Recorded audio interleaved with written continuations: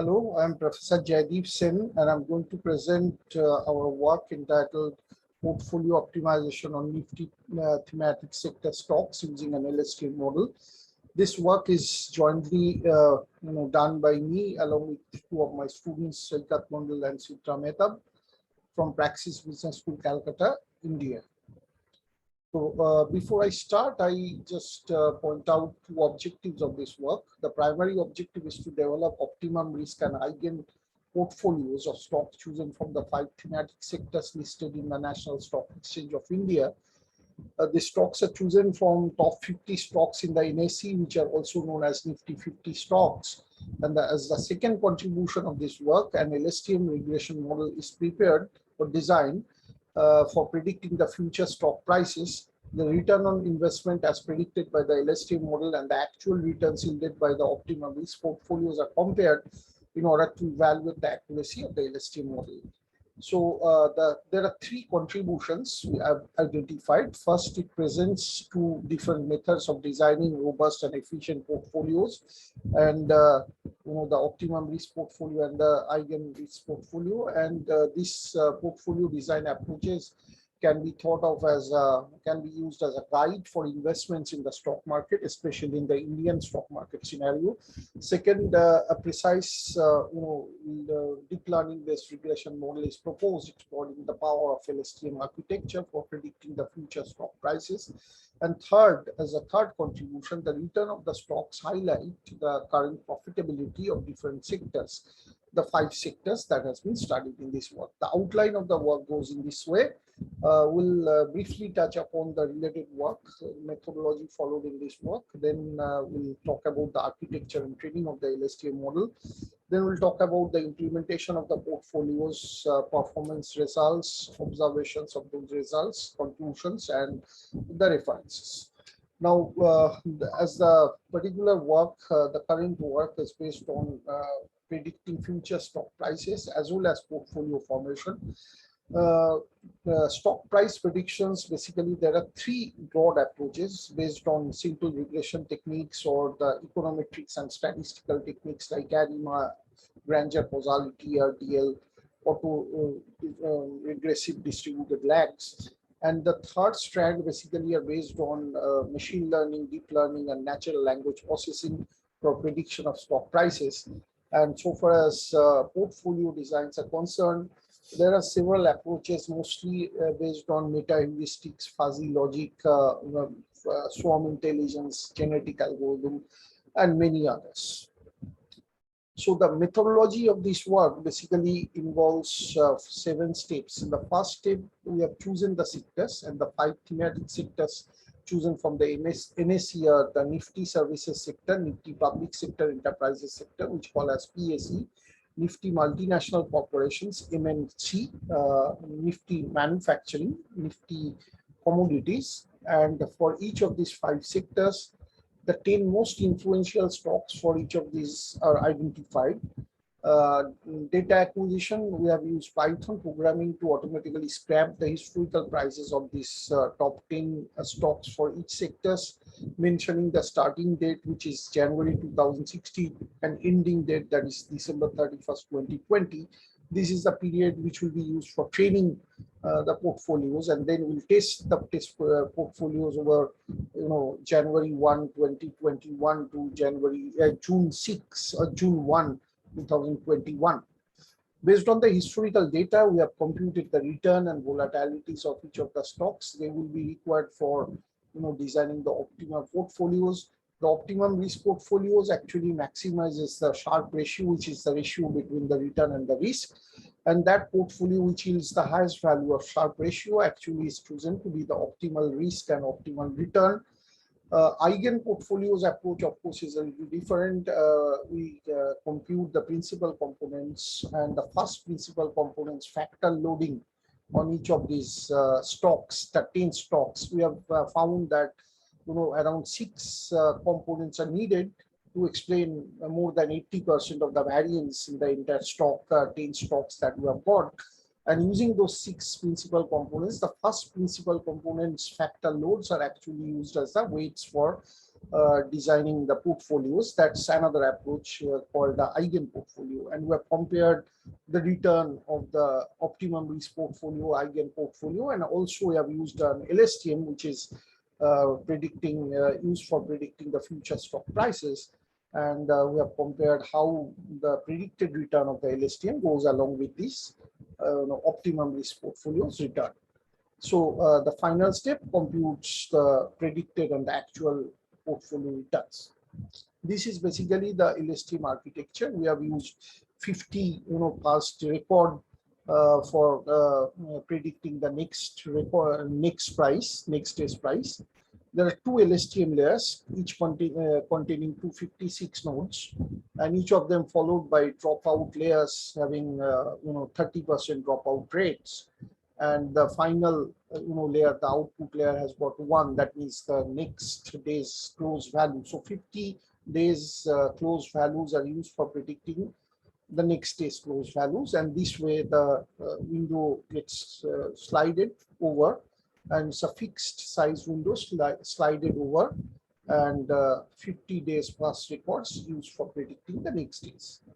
We have used Hubbell loss as the loss function, and MA as the accuracy matrix, mean absolute error, right? The implementation are based on Python, and execution was done on the Google Colab GPU environment, which is very fast. For executing each of the epoch, it approximately took 3 seconds, and we have got 100 epochs with this 64 batch size. So it was a terrific computation at the end of the day, but because of the fast parallel processing power of the Google Colab GPU environment, we could run the program fast. And there was imaginary investor is assumed, which who invest 1 lakh, that means 100,000 rupees on January 1, 2021, and the return, how it gets the return in August 3, 2021. So this is the period, is the holdout period, and August 3, 2021, we check what is the return on investment that particular investor gets corresponding to each of the sectors, because there are 5 sectors, against the 100,000 Indian rupees that he or she actually invested. So that return will be computed for both eigen as well as for the optimum risk portfolio. So now we are going to show the results, the NIFTY services sector. This is the first one. So this particular sector has got these 10 stocks that most influential: HDFC Bank, Infosys, ICICI Bank, Housing Development Finance Corporation, Tata Consultancy Services, Kotak Mahindra Bank, Axis Bank, State Bank of India, Bajaj Finance, and Bharti Airtel. And corresponding to each of them, we have got optimum risk portfolio performance, eigen risk portfolio performance, and the performance of the LSTM model in terms of the predicting its future values and what is the future return.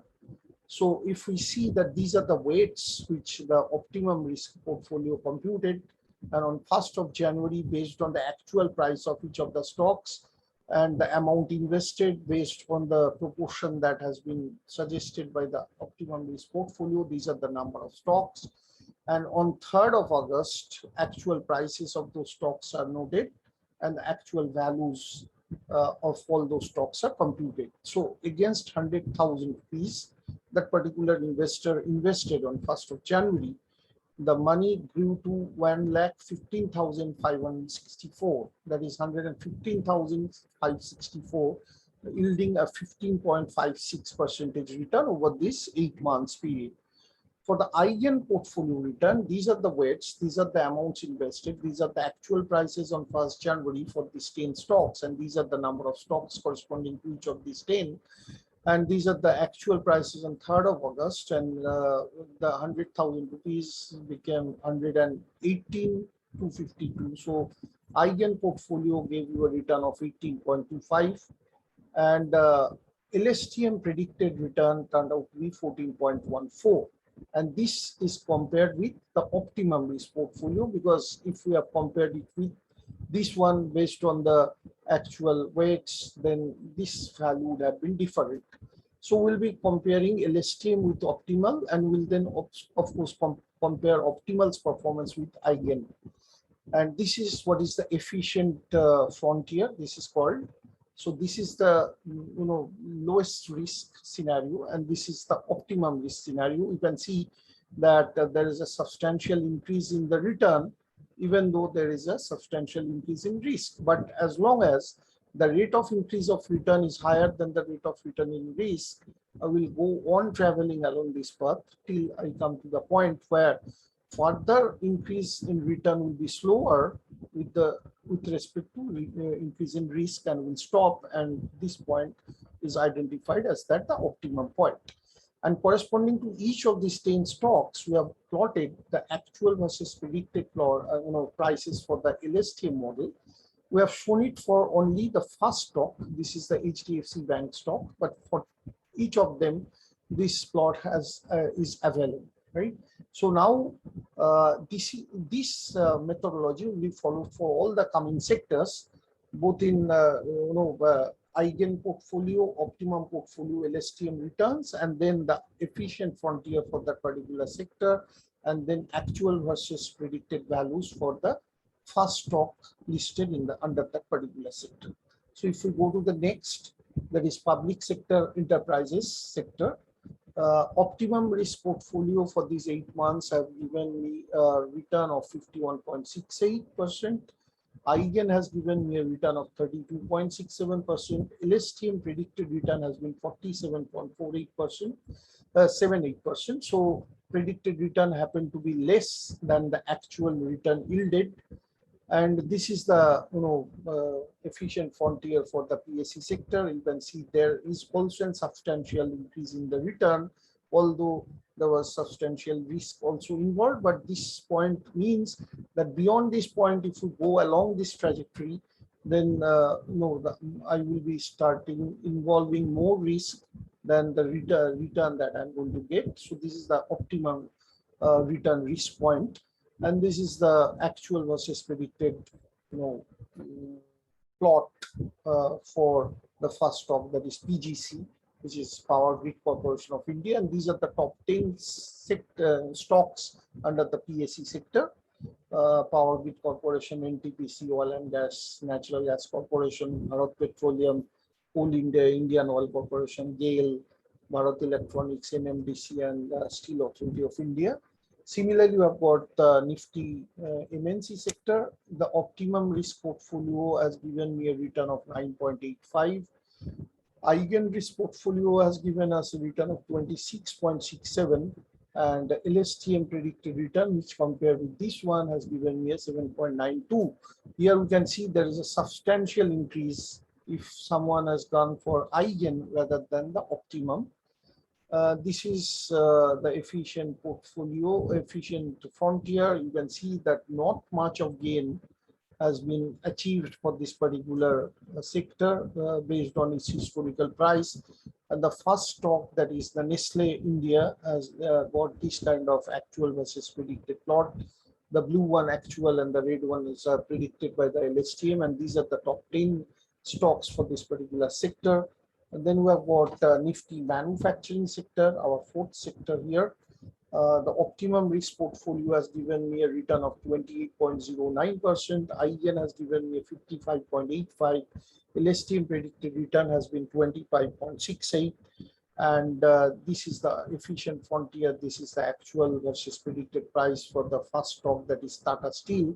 And these are the top 10 sectors in the manufacturing, top 10 stocks in the manufacturing sector: Tata Steel, Sun Pharmaceutical, Reliance Industries, JSW Steel, and so on.